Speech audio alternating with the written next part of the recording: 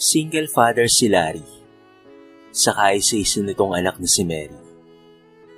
Namatay kasi ang kanyang asawa, 1 taon pagkatapos nitong manganak. Nabinat ito at nagtuloy-tuloy sa iba't ibang komplikasyon sa kanyang katawan. Mahirap lamang sila at walang sapat na pera upang ipatingin sa espesyalista ang kanyang asawa. Kaya naman ito ang naging dahilan upang ito'y bawian ng buhay. Walang nagawa si Larry kung hindi ang ipagpatuloy ang kanyang buhay. Lalo pat may naiwan sa kanyang maliit at wala pang muwang na sanggol. Isang karpintero si Larry. Sinasama siya ng kaibigan niyang foreman sa kanilang lugar sa tuwing meron itong proyekto. Ngunit kadalasan ay hindi siya nakakapasok dahil wala siyang mapag-iwanan sa kanyang munting anghel. Mary, anak, kung kasama lang sana natin ngayon ang nanay mo, hindi sana ako nahihirapan ng ganito. Nahahati ang isip ko kapag nasa trabaho ako at inaalala kung ayos ka lang ba sa pinag-iiwanan ko sa'yo. Naiusal na lamang ni Larry sa kanyang sarili habang nakatingin sa kanyang anak na dumidede ng At madalas pulak ng kanin na may konting asin lamang ang pinadedede ni Larry sa kanyang anak. Lalo na kapag hindi siya nakakapasok sa trabaho. Kadalasan ay inihahabilin niya si Mary sa kanilang kapitbahay na si Aling Josie kapag hindi ito gaanong busy sa tindahan nito. Iniiwanan na lamang niya ng gatas ang kanyang anak at kapag umuwi na siya ay inaabutan niya na lamang si Aling Josie ng bayad para sa pagbabantay sa kanyang anak. Kaya naman halos ang kakarampot niyang sinasahod sa pagkukonstruksyon ay doon lamang napupunta. Isang araw, Tao po, Aling Josie, tawag ni Larry sa matandang babae. Larry, nakauwi ka na pala. Kukunin mo na ba si Mary? Kakatulog lang niya. Wika ni Aling Josie sa kanya. Aling Josie, makikiusap po sana ako sa inyo na kung po pwede po ay iwan ko ulit si Mary ng mga 3 araw. Kasi po, sa Sambales po ako madidestino. Mahihirapan po kasi akong mag-uwian. Isa pa po, sayang lang po ang pamasahe. Dadagdagan ko na lamang po ang ibabayad ko sa inyo pagkabalik ko po. Pakiusap ni Larry sa matandang babae. Wala namang problema sa akin yun, Larry. Mabait namang alagaan si Mary. At yung bayad, ay saka mo na intindihin yon. Ang unahin mong bilhin ay yung gatas ng anak mo. Kanina halos bulak na lamang ng kanin ang napadede ko sa kanya. Kaya wala pang kalahating oras umiyak na naman. Marahil dala ng kalam ng sikmura. Kaya siguro hindi dire-diretso ang pagtulog. Wika ng matandang babae kay Larry. Naku, paano ba yan, Aling Josie? 100 lamang po ang meron ako dito. Baka po pwedeng mapahiram niyo po muna ako ng pambili ng gatas para po sa anak ko. Nahihiyang pakiusap muli ni Larry sa matandang babae. Nako, Larry, kung may ekstrang pera lamang ako ako na ang nagkusang bumili ng gatas ng anak mo. Ang kaso mo hindi pa dumarating ang pensyon ko ngayong buwan. Paano ba ang gagawin natin ngayon yan? Namang problemang tanong ni Aling Josie sa kanya. Aling Josie, kahit pautangin niyo na lamang po muna ako ng Bear Brand. May mailaman lang po sa tiyan ng aking anak. Mas mainam po kaysa sa bulak ng kanin. Suwestiyon ni Larry sa matanda. Bear Brand swak pa ka mo. Naku, Larry, halos magdadalawang taon pa lamang si Mary. Hindi pa po pwede sa kanya yan. Baka magtaya ang anak mo. Mas lalong delikado, baka lalong magkaproblema niyan. Usal ng matandang babae sa kanya. Pero Aling Josie, mas delikado po kung walang mailalaman sa sikmura si Mary. Hayaan niyo po, 3 araw lang naman po. Pagbalik ko po galing Sambales, ay makakabili na po ako ng gatas na para sa anak ko. Sad naman ni Larry. Siya, sige. Sikapin mong makabalik pagkatapos ng 3 araw, ha? Baka kasi umuwi rin ako ng probinsya namin sa susunod na linggo. Walang maiiwan sa anak mo. Paalalang muli ni Aling Josie. Opo, Aling Josie. Pangako po, babalik po ako kaagad. Maraming salamat po talaga, ha? Yun lang at tuluyan nang umalis si Larry para magtrabaho. Isang kahig, isang tuka. Ganon ang pupwedeng ilarawan ng buhay ng mag-amang si Larry at Mary. Nakadalasan pa nga ay nalilipasan sila ng gutom. Tanging ang mainit na tubig na lamang ang kanilang ipinanlalaman sa kanilang sikmura. Maibsan lamang ang kalam ng tiyan. Hanggang sa umedad na nga ng 7 taong gulang itong si Mary.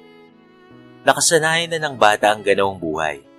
Kaya naman sa tuwing kakalam ang kanyang sikmura at alam niyang wala silang pagkain sa kanilang maliit na lamesa, ay agad na siyang nagiinit ng tubig sa lutuan nilang dekahoy.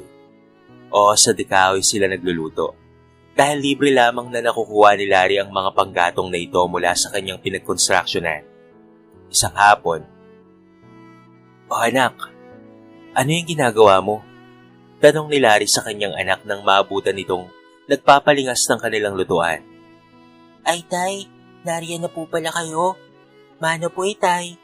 Wika ng batang si Mary habang inaabot ang kamay ng ama upang magmano. Mag-iinit po sana ako ng tubig. Wikang muli ng batang babae. Naku anak, wag na. Ito may dala akong pansit at monay. Halika pagsaluhan na natin habang mainit-init pa. Pag-aaya ni Larry sa kanyang anak. Wow, pansit. May favorite. Akala ko ay matutulog na naman po tayong walang naman ng tiyan. Salamat po dito taya. Thank you po Lord. Naiusal ng batang si Mary. At pagkatapos ay sumunggab na sa pagkain. O anak, dahan-dahan ha. Walang agaw sa inyan. Napapatawang sabi ng kanyang ama. Pasensya na po tay. Paborito ko po kasi itong pansit. Minsan lang po kasi tayong makatikim ng ganito eh. Tay, sana sa birthday ko po magluto naman tayo ng pansit. Tapos papapuntahin ko po sila Lala at Leleng dito po sa bahay natin. Yung mga kalaro ko po. Tapos kakain po kami. Inosenteng saad ni Mary sa kanyang ama. Parang kinurot ang puso ni Larry sa simpleng hiling ng kanyang anak. Simple lang naman ang kaligayahan ng kanyang anak. Ngunit parang malabo niya atang maibigay ito. Dahil ito ang huling araw niya sa kanyang pinapasukang construction site.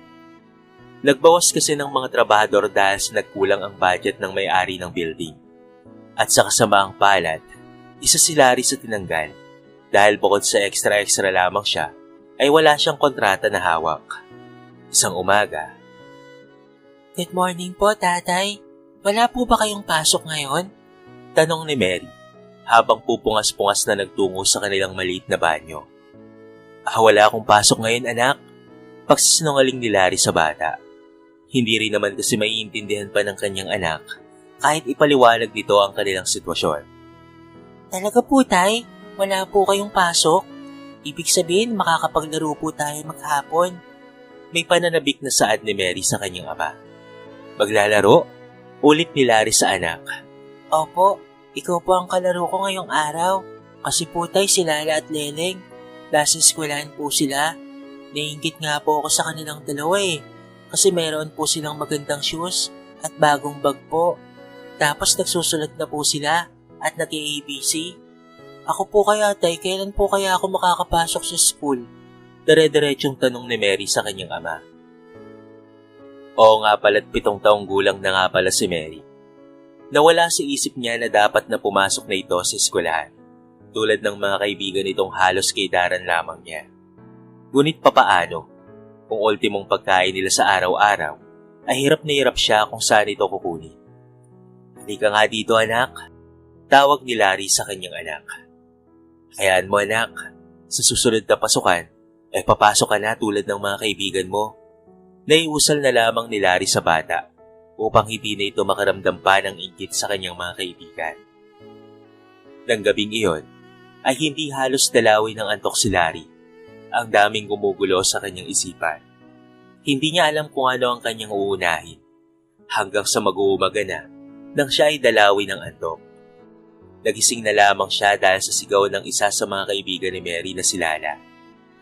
Napabalikwas ng bangon si Larry sa ingay ng batang tinatawag ang kanyang pangalan. Mang Larry, si Mary po. Naririnig niyang sigaw ni Lala. Napatingin naman sa kanyang lumang relo si Larry. Pasado 12:00 na pala ng tanghali. Kaya pala ang tapang na ng init na pumapasok sa maliit nilang bintana. Agad namang tinungo ni Larry ang kanilang pinto upang alamin kung ano ang isinisigaw ng kaibigan ng kanyang anak. O Lala, bakit umahangos ka niyan? Nasaan si Mary? Usisa niya rito. Si Mary po kasi, naimatay po habang naglalaro kami ng habulan kanina. Nauutal na wika ni Lala. Ano? Nag-aalalang nebulous na lamang ni Larry. Nasaan siya? Tanong nitong muli. Nandun po siya sa may labasan. Mabilis na tugon ng batang babae, sabay turo sa kinaroroonan ng kaibigan. Doon nga, ay naabutan ni Larry ang anak na walang malay, na halos nagbabayalat na ang kulay ng mga labi nito. Tulong! Tulong! Tulungan niyo po kami ng anak ko! Sigaw ni Larry. Agad namang tinawag ni Lala ang kanyang amang tricycle driver upang tulungan si Larry, isugod sa pinakamalapit na ospital ang kanyang anak. Nang makarating sa emergency room, ay agad na kinabitan ng swero at oxygen ng bata. Naku tatay, mabuti na lamang at naidala niyo po kaagad ang anak niyo dito. Kaunting oras na lamang ay maaari na po siyang makomatos. Wika ng resident doctor ng ospital. Ano po bang nangyari? Tanong muli ng doktor. Dok, nagising na lamang po ako sa tawag ng kalaro niya na nahimatay daw po ang anak ko habang naglalaro sila kanina.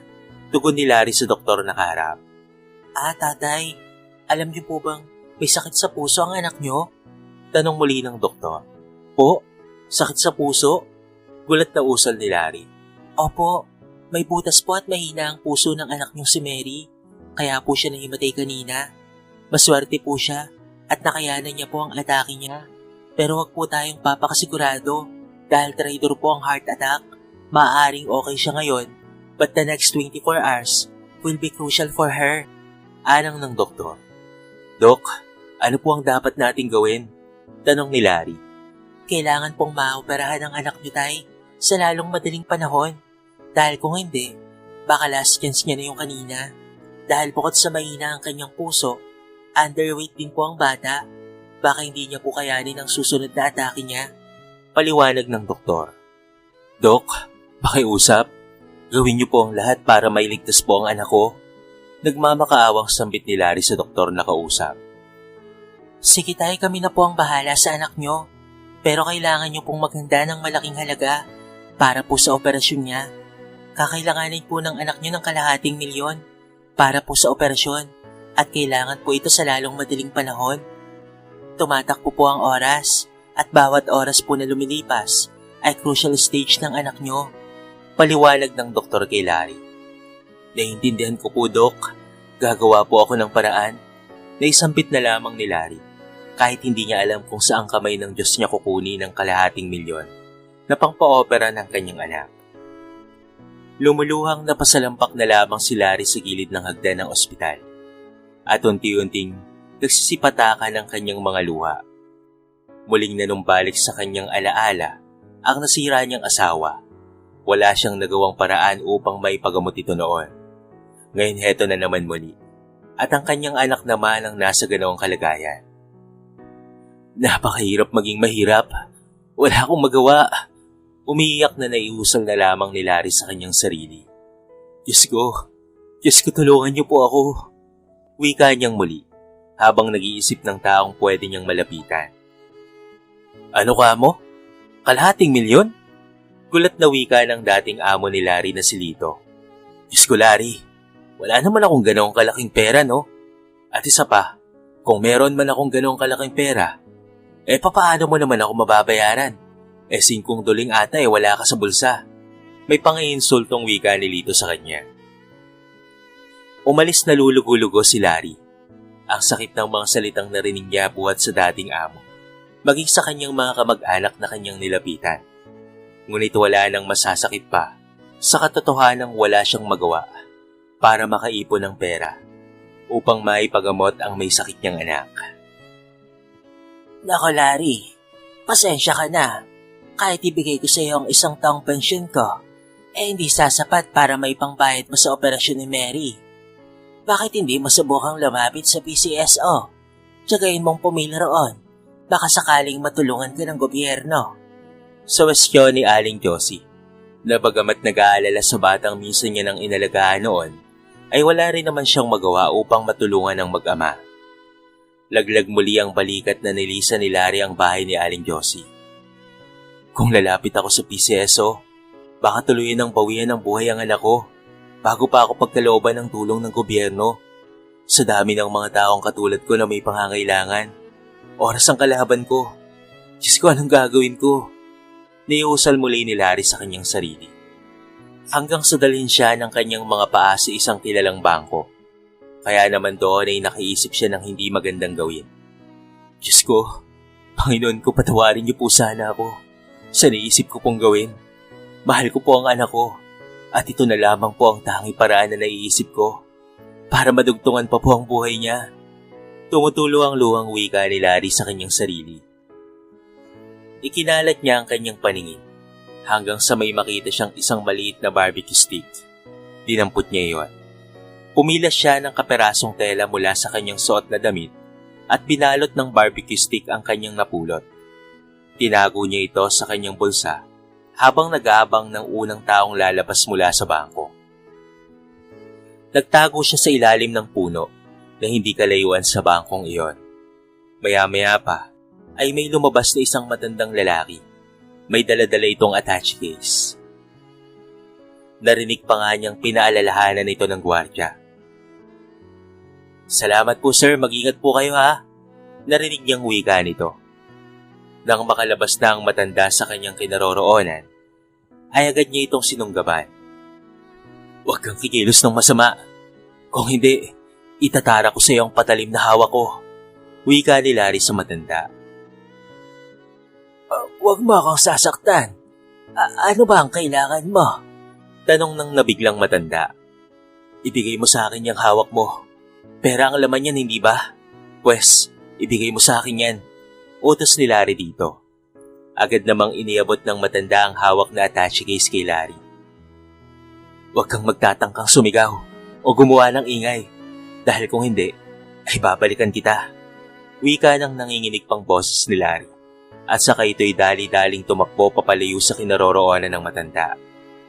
Takbo't lakad ng mabilis ang ginawa ni Larry patungong ospital. Nang makarating nga sa ospital, ay agad siyang dumiretso sa banyo upang tanggalin sa attache case ang pera. Dahil baka hindi maniwala ang kahera ng ospital na sa kanya talaga ang perang ibabayad niya rito.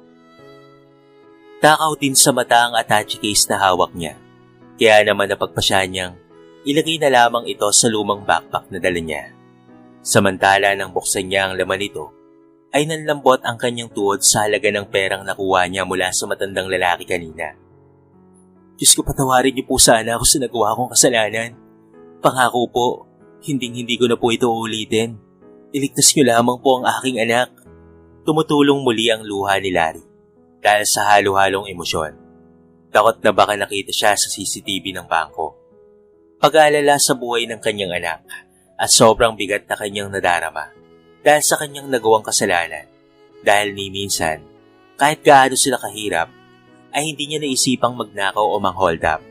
Ngayon niya lamang ito nagawa at ipinangako niya sa kanyang sarili na ibabalik niya rin ang perang iyon. Nang may masmasan na, ay nagtungo na nga si Larry sa cashier upang bayaran ang halaga ng operasyon ng kanyang anak. Nang may bayad ito, ay nagtungo na siya sa operating room kung saan inihahanda na ang operasyon ng kanyang anak na si Mary.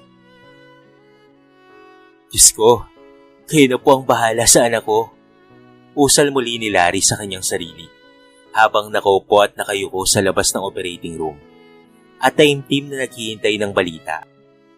Samantala, lingid sa kaalaman ni Larry, ay nasundan pala siya ng matandang kanyang hinold up kanina.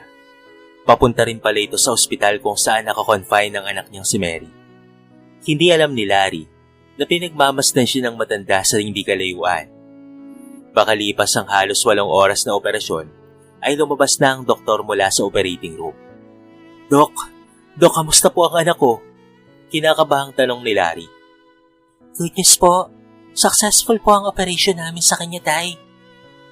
Pero kailangan pa po niyang maobserbahan ng 24 oras. Kung mag-stable na po ang kanyang vital sign, pwede na siyang ilipat po sa regular room kapag nangyari yun.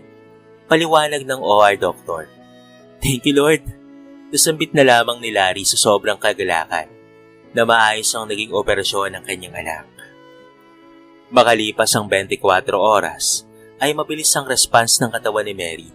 Kaya naman inilipat na siya sa ward, kung saan ay kasama na niya ang ilang mga pasyente na katulad rin niya ng karamdaman. O anak, kamusta na ang pakaramdam mo? Tanong ni Larry sa kanyang anak, habang sinusubuan ito ng lugaw. Medyo masakit pa po ang sugat ko, Tay. Pero hindi na po ako hinihingal. Sagot naman ng bata. Nasa gitna sila ng pag-uusap nang mapansin ni Larry ang pamilyar na muka na papalapit sa kinaroroonan nila. Diyos ko, mahina niyang sambit. Nang matapat na ang matandang lalaki sa kanila, ay agad na lumuhod si Larry sa harapan nito at tumawak sa pantalon nito. Nagulat ang mga naroon maging si Mary sa ginawa nitong si Larry. Sir, patawarin niyo po ako. Hindi po ako masamang tao. Nagawa ko lamang po yun dahil nasa bingit po ng kamatayan ng anak ko. Walang-wala po akong pera para po maoperahan siya. Humahagulgol na wika ni Larry sa matanda. Ito po yung natitirang pera. Ibabalik ko na po ito sa inyo. Wikang muli ni Larry, habang kinukuha sa kanyang lumang bag ang perang natira. Sir, parang awa niyo na po. Huwag niyo po sana akong ipakulong. Ako na lamang po ang meron ng anak ko. Kapag ipinakulong niyo pa po ako, wala na pong gagabay sa anak ko. Umiiyak na saad ni Larry. Tumayo ka dyan, iho. Gusto kong malaman mo na hindi ako galit sa ginawa mo at alam ko ang iyong dahilan. Ngunit may batas tayo na kailangan mong pagbayaran. Alam kong hindi ka masamang tao, pero ang iyong ginawa ay kasalanan pa rin iyon sa mata ng batas. Kung kaya kailangan mo itong pagbayaran, huwag kang mag-alala sa iyong anak. Habang nasa kulungan ka, ako muna ang mag-aaruga sa kanya hanggang sa makalaya ka. Wika ng matanda na si Don Simon. Nahatulan at naikulong nga si Larry sa kasong robbery hold-up. Ngunit dahil inamin niya ang kanyang naging kasalanan at kusa siyang sumuko sa batas, ay nasentensyahan lamang siya ng 1 hanggang 5 taong pagkakabilanggo. Samantala si Mary naman ay nasa pangangalaga ng matandang si Don Simon. Nakilala pala sa mga charity works nito. May foundation ng matanda kung saan ang advokasya niya ay tulungan ang mga taong may mga sakit sa puso na walang pangpagamot dahil minsan din siyang nakaranas ng hirap sa buhay. Alam niya ang pakiramdam ni Larry kung bakit nito nagawang magnakaw. Namatay na rin kasi siya ng anak noon nang magkasakit ito, ngunit wala siyang magawa dahil mahirap lamang sila at wala siyang pera para maipagamot ang kanyang anak. Ito ang matagal ng regret sa buhay niya. Kaya naman nagsumikap siya para magpayaman. At ipinangako niya sa kanyang sarili na tutulong siya sa mga nangangailangan. Hindi nga naglaon ay nabigyan ng parol si Larry dahil sa kabaitang pinakita nito sa kulungan. Sinundo naman siya ng kanyang anak kasama si Don Simon na hindi pa man siya nakakalaya ay may nakaabang na sa kanyang magandang trabaho. Maraming salamat po, Don Simon, sa pag-aaruga niyo po sa anak ko habang nasa kulungan po ako. Wika ni Larry sa matanda. Nako, wala yun, Larry. Huwag mong isipin ang bagay na yon. Mabait na bata itong si Mary. Parang apo na rin ang turing ko sa kanya. Saad naman ng matanda. Kinupkup ng matandang doon ang mag-ama habang nagtatrabaho si Larry bilang personal driver nito. Lumipas pa ang ilang taon at nakapagtapos na si Mary ng kanyang pag-aaral sa tulong na rin ng matanda. Habang si Larry naman ay kanang kamay na ng matanda sa mga charity works nito na hindi kalaunan ay pinamana na sa kanya nang ito ay umao. Maging ang lahat ng mga ari-arian nito at mga pera ay sa kanilang mag-ama na punta. Hindi makapaniwala ang mag-ama sa laki ng perang iniwan nito sa kanila. Napag-alaman nilang wala na pala itong pamilya, kung kaya naman ipinagpatuloy nila ang advokasya nitong tumulong sa mga nangangailangan medikal. Dahil tulad ng mga kapuspalad na tao na walang pangpagamot, ay minsan na rin silang nakaranas ng ganito sa kanilang buhay.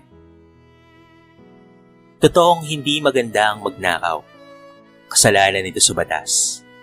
Kaya't dapat lamang na ito'y pagbayaran. Ngunit ganoon pa man, ay meron tayong mapupulot na aral sa ating kwento ngayong araw. Tunay nga na walang katumbas o walang makakahigit sa pagmamahal ng isang magulang para sa kanyang anak.